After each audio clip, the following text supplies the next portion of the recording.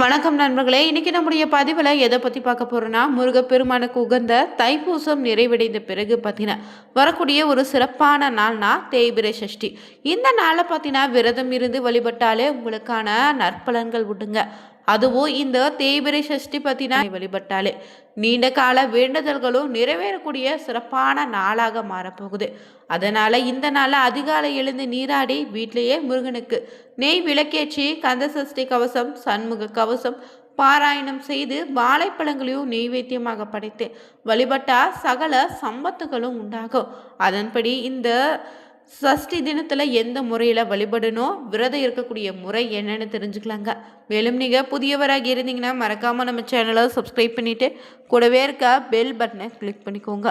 மேலும் உங்களுக்கு பார்த்தீங்கன்னா தனிப்பட்ட முறையில் ஜாதக ரீதியாக இருக்கக்கூடிய பிரச்சனைக்கு சரியான ஒரு பரிகாரத்தை பெற்றுக்கொள்ள வீடியோவில் டிஸ்கிரிப்ஷனில் பார்த்தீங்கன்னா ஃபோன் நம்பர் கொடுத்துருக்கோம். அந்த நம்பருக்கு நீங்கள் கால் பண்ணி தெரிஞ்சுக்கலாம். வாங்க நண்பர்களே, வீடியோக்குள்ளே போகலாம். சஷ்டியில் இருந்தால் அகப்பையில் குழந்தை பாக்கியம் கிடைக்குன்னு சொல்லக்கூடியது முருகப்பெருமானுக்கு உரிய சஷ்டி விரதத்தினுடைய பெருமையை சோற்றும் வகையில் அமைந்த பழமொழிங்க. திதிகளில் 6வது திதியாக வரக்கூடிய சஷ்டி ஆறுமுகனுக்குரியதாக இருக்குதுங்க. இந்த நாளில் என்ன குறை என்றாலும் அதை நீங்கள் வேண்டும்னு முருகனிடம் நீங்கள் மனதார வேண்டிக் கொண்டா அது நிச்சயம் நிறைவேறுங்க. வெற்றி மேல் வெற்றி கிடைக்க சஷ்டி நாளை நீங்கள் முருகனிடம் எப்படி வேண்டுதல் வைக்க வேண்டும்னு முதல்ல தெரிஞ்சுக்கோங்க.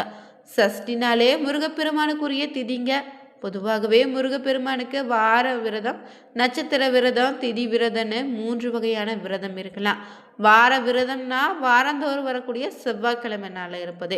நட்சத்திரனா முருகனுக்கு உகந்த பார்த்தீங்கன்னா கிருத்திகை நட்சத்திரத்தில் விரதம் இருப்பது. திதினா முருகனுக்குரிய சஷ்டி திதியில் விரதம் இருக்குங்க. அதில் வளர்பிறை சஷ்டி, தேய்பிறை சஷ்டின்னு மாதத்தில் 2 சஷ்டிகள் வரும். நீங்கள் தீராத பிரச்சனையில் தவித்தீங்கனாலும், திருமணம் ஆகாமல் தள்ளி போய் கொண்டு இருந்தாலும், குழந்தை இல்லாதவங்க, வாழ்க்கையில் தோல்விகளை மட்டும் சந்தித்து வரக்கூடிய நபர்கள்னே சஷ்டி திதியில் விரதம் இருந்து முருகனை வழிபட்டால் நிச்சயம் அதற்கான பலன் உண்டுங்க. இந்த சஷ்டியில் விரதம் இருந்தீங்கன்னா முருகனுக்குரிய மந்திரம், ஸ்லோகம் சொல்லி தான் வழிபட வேண்டும்னு ஒன்றும் கிடையாது.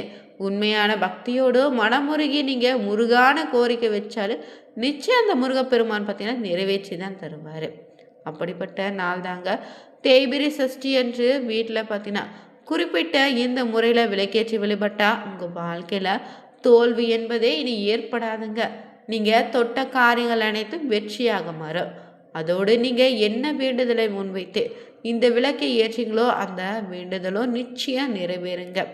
இதற்காக நீங்கள் என்ன செய்யணும்னா, தேய்பிரை சஷ்டி நாளில் அதிகாலை எழுந்து நீராடி வீட்டு பூஜை அறையில் முருகனுடைய படம் இல்லைன்னா விக்கிரகத்தை எடுத்து சுத்தம் செய்து அலங்கரித்து வச்சுக்கோங்க. பிறகு முருகனுடைய படம் இல்லைன்னா விக்கிரகத்துக்கு முன்னாடியே 2 வாழைப்பழங்களே சிறிய தட்டில் எடுத்து வச்சுட்டு அந்த வாழைப்பழத்து மத்தியில் சிறியதாக குழி போல ஏற்படுத்திட்டு அதில் சிறிதளவு நெய் விட்டு திரி போட்டு தீபம் ஏற்றி வழிபடுங்க. பஞ்சாமிர்தம் எப்படி முருகனுக்கு ரொம்ப பிரியமான ஒரு அபிஷேக பொருளோ அதே போலதாங்க முருகப்பெருமானுக்கு ஒரு விசேஷமான தீபம்னா இந்த வாழைப்பழத்தை கொண்டு நெய் விளக்காக ஏற்றுவதும் சிறப்பு. அந்த தீபத்திற்கான பலன் பார்த்தீங்கன்னா இன்றைய வேண்டுதல் பார்த்தீங்கன்னா அடுத்த திதி வரத்துக்குள்ள சஷ்டி திதி வரத்துக்குள்ள நிச்சயம் நிறைவேறுங்க. இந்த வாழைப்பழ தீபத்தை செவ்வாய்க்கிழமையில கூட ஏற்றி வழிபடலாம். இருந்தாலும் சஷ்டி திதியில் அதுவும் தேய்பிரை சஷ்டியில் ஏற்றினா இன்னும் சிறப்பான பலன் உண்டுங்க. இந்த விளக்கை ஏற்றி வச்சு ஏதாவது ஒரு கோரிக்கை மட்டும் முருகனிடம் முன்னாடி வச்சு மனதார வேண்டிக்கோங்க. அடுத்து வரக்கூடிய சஷ்டி திதியன்று இதே போல் விளக்கேற்றி மற்றொரு வேண்டுதலை நீங்கள் வைக்கலாம். இந்த விளக்கை நம்பிக்கையோடு ஏற்றி வந்தாலே வாழ்க்கையில் பல மாற்றங்களையும் அதிசயங்களும் நிச்சயம் முருகப்பெருமான் உங்களுக்கு ஏற்படுத்தி தருவார். கிழமையில வரக்கூடிய இந்த தேய்பிரை சஷ்டி முருகப்பெருமானை வழிபடவோ கடன் எதிரி தொல்லைகளை நீக்கவோ உகந்த நாளாகவும் அமைய போகுது. இந்த நாளில் அதிகாலை எழுந்து நீராடி முருகனை வேண்டி விரதம் இருந்து மாலை 6 மணிக்கு மேலே வீட்டில் சக்கோண கோலமிட்டு நெய் இல்லைனா நல்லெண்ணெய் விளக்கேற்றி கந்த சஷ்டி கவசம் பாடி வழிபடுவது குழந்தை பாக்கியத்தையும் சகல நன்மைகளையும் ஏற்படுத்தி தருங்க. இந்த நாளில் தொடர்ந்து எப்படி வழிபடலான்னு தெரிஞ்சுக்கலாங்க.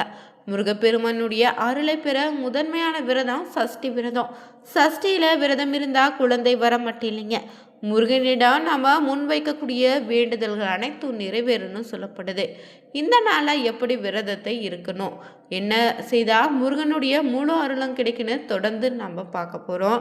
முருகனுக்கு உகந்த இந்த சஷ்டி விரதம் இருந்தாலே முருகனே கருப்பையில் பிள்ளையாய் வளர்வான்னு சொல்லுவாங்க. முருகனுக்கு உகந்த விரதங்களில் முதன்மையானது இந்த சஷ்டி விரதங்க.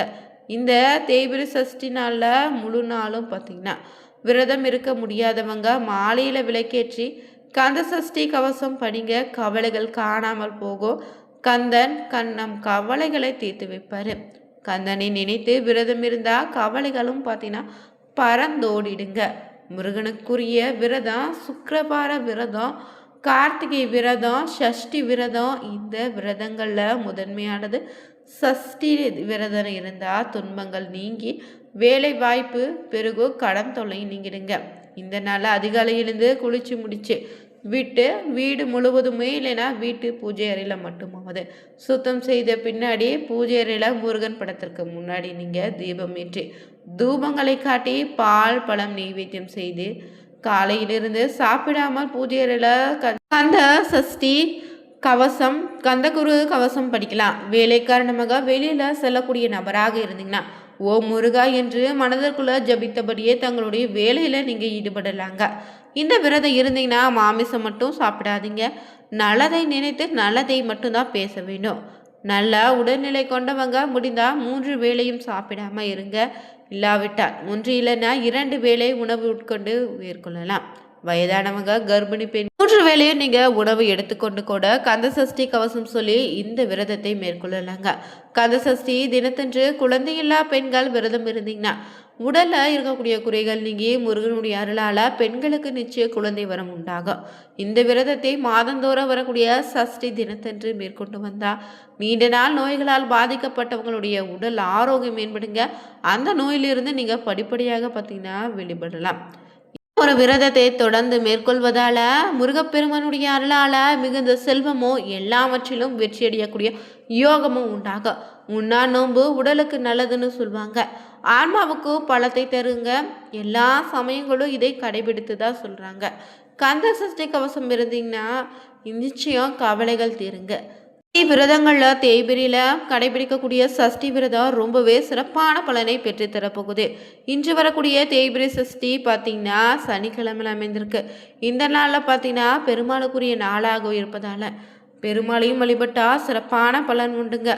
இந்த நாளில் விரதம் இருந்து முருகப்பெருமாளை வழிபடுவதால் மனக்கவலைகள் அனைத்தும் நீங்கிடும். ஜாதகத்தில் பார்த்திங்கன்னா சனியின் தோஷம் இருந்தால் சனியின் தோஷத்தால் ஏற்படக்கூடிய பாதிப்புகள் குறையுங்க.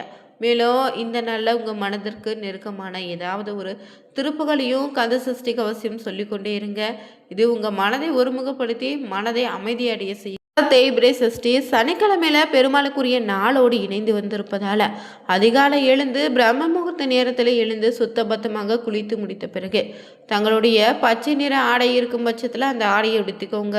வீட்டு பூஜை அறையில் இருக்கக்கூடிய முருகப்பெருமானுடைய படத்தை சுத்தம் செய்து 6 என்ற எண்ணிக்கையில் முருகனுக்கு சந்தன குங்குமம் வச்சு முருகப்பெருமானுக்கு பச்சை பயிரை வேக வைத்து அதில் உப்பு சேர்க்காம தாளிக்காமலும் நெய்வேத்தியமாக படைத்திடுங்க. பிறகு முருகப்பெருமானுடைய பாதத்திற்கு முன்னாடி ஒரு தாம்பலத்தட்டை வச்சு அதில் 1 இல்லைன்னா 6 எண்ணிக்கையில் அகல் விளக்கை வைத்து நெய் ஊற்றி பச்சை நிற திரி போட்டு தீபம் ஏற்றி வழிபடுங்க.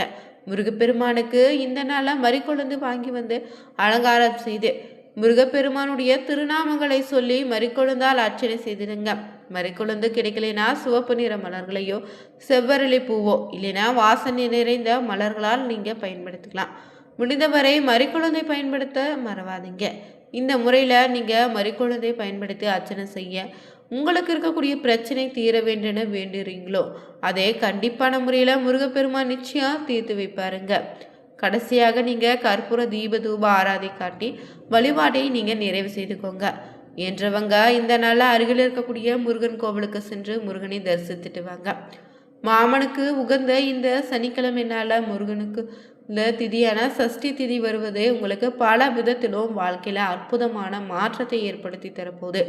என்றவங்க இந்த நாளில் அருகில் இருக்கக்கூடிய முருகப்பெருமானுடைய வழிபாட்டு முடித்த பிறகு பெருமாளுடைய ஆலயம் இருந்தால் பெருமாள் கோவிலுக்கு சென்று துளசி மாலையை சாற்றி நெய் தீபம் ஏற்றி வணங்கி வர உங்கள் வாழ்க்கையில் இருக்கக்கூடிய எந்தவித பிரச்சனையாக இருந்தாலும் விலகிடுங்க. இந்த பதிவில் தேய்பிறை சஷ்டி என்று எந்த முறையில் விரதம் இருந்து வழிபட்டால் நம்முடைய பிரச்சனை தீர்ந்து கடன் பிரச்சனைன்னு என்ன வித பிரச்சனையாக இருந்தாலும் தீர்ந்துடுங்க. வீடியோ பிடிச்சிருந்தா ஓ முருகா போற்றி எனும் மந்திரத்தை கமெண்ட் பாக்ஸில் பதிவிடுங்க. மறக்காமல் சேனலை சப்ஸ்கிரைப் பண்ணிவிட்டு கூடவே இருக்க பெல் பட்டனை கிளிக் பண்ணிக்கோங்க. தேங்க்யூ.